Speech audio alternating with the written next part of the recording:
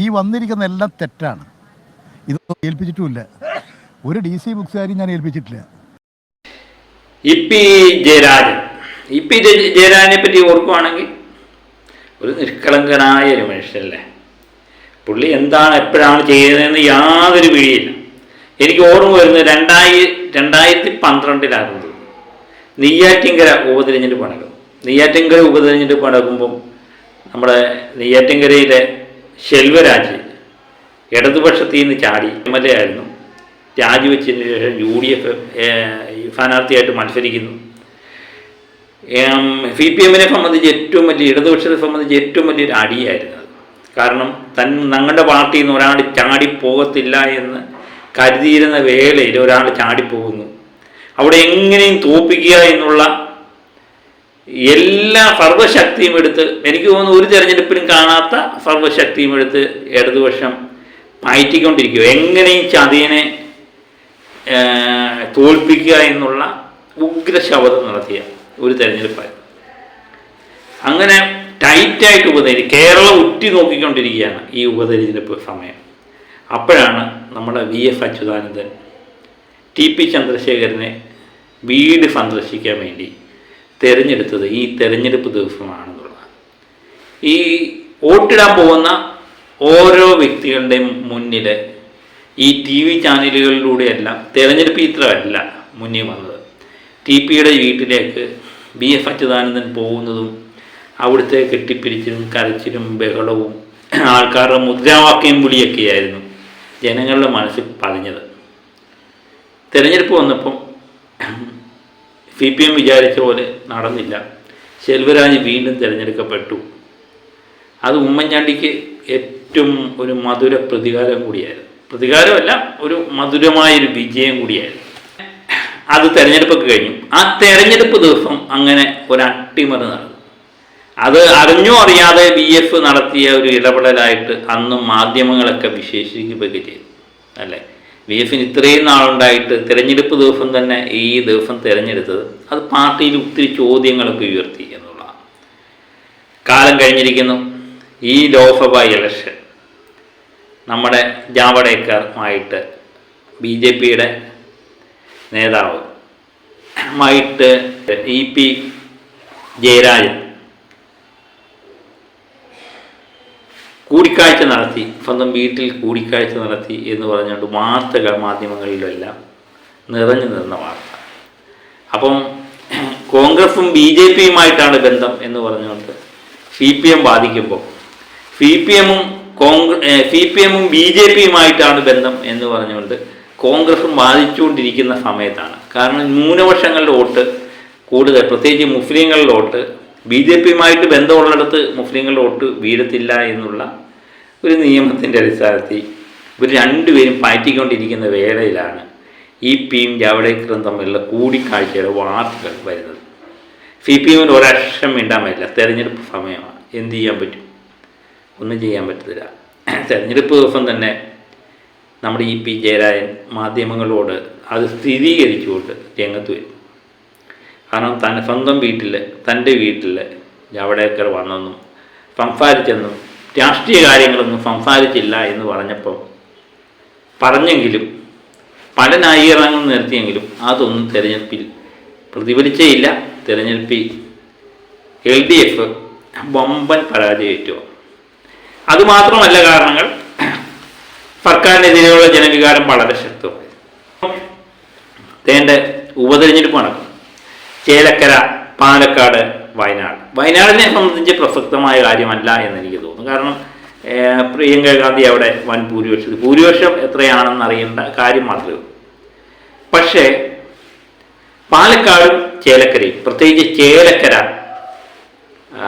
CPM-നെ സംബന്ധിച്ച് ഒരു നിർണായകമായ ഘട്ടത്തിലൂടെയാണ്. കാരണം ഏതെങ്കിലും കാരണവശാൽ CPM അവിടെ തോറ്റുപോയാൽ, കാരണം ലോകസഭ ഇലക്ഷനിൽ 100-ന് മുകളിലെങ്ങാണ്ട സീറ്റ് UDF നിയോജകമണ്ഡലങ്ങളുടെ കണക്കെടുക്കുകയാണെങ്കിൽ 100-ന് മുകളിൽ സീറ്റുകളിൽ നമ്മുടെ കോൺഗ്രസ് UDF മുൻതൂക്കം നേടിയപ്പം ചേലക്കര ഉൾപ്പെടെ 19 സീറ്റിൽ മാത്രമേ LDF-ന് മുൻതൂക്കം നേടാൻ പറ്റൂ. അതിലൊന്ന് ചേലക്കരയുണ്ട് എന്നുള്ളതാണ്. കാരണം LDF സംബന്ധിച്ച് എത്ര ഭരണവിരുദ്ധ വികാരം വീശിയാലും ഒരു കാരണവശാലും തോക്കില്ല എന്ന് ഉറപ്പുള്ള ഒരു മണ്ഡലം. അവിടെ തോറ്റുപോയി കഴിഞ്ഞാൽ എനിക്ക് തോന്നുന്നു LDF ഗവൺമെൻറ്റിനെ സംബന്ധിച്ച് അത് ഭയങ്കര തിരിച്ചടിയായി. അങ്ങനെ നിർണായകമായ തെരഞ്ഞെടുപ്പ് ദിവസം ഇന്നത്തെ ദിവസം വീണ്ടും ഒരു വാർത്ത EP ജയരാജൻ വീണ്ടും ഞെട്ടിച്ചു. ഇതിൻ്റെ സത്യാവസ്ഥയൊന്നും നമുക്കറിയില്ല. DC ബുക്സ് ജയരാജൻ്റെ കട്ടൻ കാപ്പിയും പരിപ്പുവടയില്ലേ അങ്ങനെ ഒരു പുസ്തകം, ജീവിതകഥ, ആത്മകഥ, EP ജയരാജൻ്റെ ആത്മകഥ DC ബുക്സ് പ്രസിദ്ധീകരിക്കുന്നു എന്ന് പറഞ്ഞുകൊണ്ട് ഒരു വാർത്ത വന്നു. പക്ഷെ അത് EP ജയരാജൻ അത് നിഷേധിക്കുന്നുണ്ട്. നമുക്കതൊന്ന് കേൾക്കാം. ഈ വന്നിരിക്കുന്ന എല്ലാം തെറ്റാണ്. ഇതൊന്നും ഏൽപ്പിച്ചിട്ടുമില്ല. ഒരു DC ബുക്സുകാരും ഞാൻ ഏൽപ്പിച്ചിട്ടില്ല. ഇത് എനിക്ക് തോന്നുന്നത് ഞാനിത് ഇത് ചെയ്യാൻ വേണ്ടി ടൈപ്പ് ചെയ്ത് റെഡിയാക്കാൻ വേണ്ടിയിട്ട് കൊടുത്തിട്ട് നേടുന്ന കുറച്ച് പേജ് വാങ്ങി എന്തോ മാനിക്കുലേറ്റ് ചെയ്തിട്ടുണ്ട്. അങ്ങത് എഡിറ്റ് ചെയ്യാൻ കൊടുത്തത് ചോർന്നു എന്നാണ് പറയുന്നത്. അല്ല, എവിടെയാണ് നോക്കണത്, എവിടെയാണെന്നുള്ളത്. ഈ വന്നിരിക്കുന്ന എല്ലാം തെറ്റാണ്. ഇതൊന്നും ഞാൻ എഴുതിയ പുസ്തകത്തിലുള്ളതല്ല. എൻ്റെ പുസ്തകം അതേ അല്ല. അത് അവരുടെ എന്തോ ബിസിനസ് താല്പര്യത്തിന് വേണ്ടി എന്തോ എഴുതി വെച്ച് പ്രചരിപ്പിക്കുകയായിരുന്നു. അത് ഇന്ന് തന്നെ തിരഞ്ഞെടുത്തത് അവരുടെ പബ്ലിസിറ്റിക്ക് വേണ്ടി. ഇന്ന് പത്രക്ക് ഉദ്ഘാടനം വെച്ചിരിക്കില്ല ആര്? അതിൽ തന്നെ ഇതിൻ്റെ കള്ളത്തരം വ്യക്തമല്ലേ. ഞാൻ എഴുതിയ പുസ്തകം ഞാൻ അറിയാതെ ഇന്ന് പ്രകാശന അദ്ദേഹത്തിൻ്റെ വാക്കുകളിൽ വിളിഞ്ഞിരിക്കുന്ന ചില കാര്യങ്ങളുണ്ട്. കാരണം തൻ്റെ എഡിറ്റ് ചെയ്തപ്പം തൻ്റെ ബുക്കിലെ ചില പേരുകൾ നഷ്ടപ്പെട്ടതാകാം എന്ന് അദ്ദേഹം ഒരു സംശയം ഉന്നയിക്കുന്നുണ്ട്. അപ്പം ഇതിനകത്ത് പറഞ്ഞിരിക്കുന്ന ചില കാര്യങ്ങളെങ്കിലും വിവാദകരമായ പല കാര്യങ്ങളും അദ്ദേഹം നിഷേധിക്കുന്നുണ്ടെങ്കിലും ഇതിനകത്ത് പറയുന്ന ചില കാര്യങ്ങൾ ശരിയാകാം എന്ന് അദ്ദേഹത്തിന് തന്നെ ഒരു സംശയമുണ്ട്. ഏതായാലും DC ബുക്സിനെ തങ്ങൾ ഈ പണി ഏൽപ്പിച്ചിട്ടില്ല. കാരണം തൻ്റെ ആത്മകഥ ഇറക്കാൻ വേണ്ടി DC ഏൽപ്പിച്ചിട്ടില്ല എന്ന് അദ്ദേഹം ഉറപ്പിച്ച് പറയുന്നു. പിന്നെ എവിടെയാണ് തെറ്റ് സംഭവിച്ചത്? ഈ തെരഞ്ഞെടുപ്പ് ദിവസം തന്നെ ഇതെങ്ങനെ പുറത്തു വന്നു? ഇത് ആസൂത്രിതമായ തെരഞ്ഞെടുപ്പ് ദിവസം തന്നെ ഇങ്ങനൊരു പുസ്തകം DC ഏൽപ്പിച്ചിട്ടില്ല എങ്കിൽ തെരഞ്ഞെടുപ്പ് ദിവസം തന്നെ ഈ കഥകൾ പുറത്തു വരണമെങ്കിൽ ഇത് ആസൂത്രിതം തന്നെയായിരിക്കും. ഏതായാലും DGPക്ക് ജയരാജൻ പരാതി കൊടുത്തിട്ടുണ്ട്. അതിൻ്റെ അന്വേഷണവുമായിട്ട് മുന്നോട്ട് പോകട്ടെ. നമുക്കതിനെപ്പറ്റി എന്ത് പറയാൻ പറ്റും? പക്ഷേ DCയെ പോലുള്ള ഒരു പ്രസാധക കമ്പനി, എനിക്ക് തോന്നുന്നു കേരളത്തിൽ അറിയപ്പെടുന്ന ഒരു പുസ്തക വിതരണ കമ്പനിയാണ്. അപ്പം അവരെ സംബന്ധിച്ച് അവരുടെ ഒരു വിശ്വസ്തതയുണ്ട്. DC ബുക്സ് എന്ന് പറയുമ്പം ആൾക്കാർക്കൊരു വിശ്വാസമുണ്ട്. ആ വിശ്വസ്തത തകർത്തുകൊണ്ട് ഒരു രാഷ്ട്രീയം, അതും പ്രമുഖമായ രാഷ്ട്രീയം, LDF കൺവീനറായിരുന്നു, അദ്ദേഹത്തിൻ്റെ ഒരു പുസ്തകം ആത്മകഥയൊക്കെ ഇറക്കുമോ എനിക്കറിയില്ല. സാധാരണ വ്യക്തിയുടെ ആത്മകഥ ഇറക്കുന്ന പോലെ അല്ല ഇത്. ഒരു എഗ്രിമെൻ്റ് പോലും ഇല്ലാതെ ഇവർ എന്ത് അർത്ഥത്തിൽ ഇറക്കി എന്ന് നമുക്കറിയില്ല. ഏതായാലും പുസ്തക പ്രകാശനമൊക്കെ മാറ്റി വെക്കുന്നു.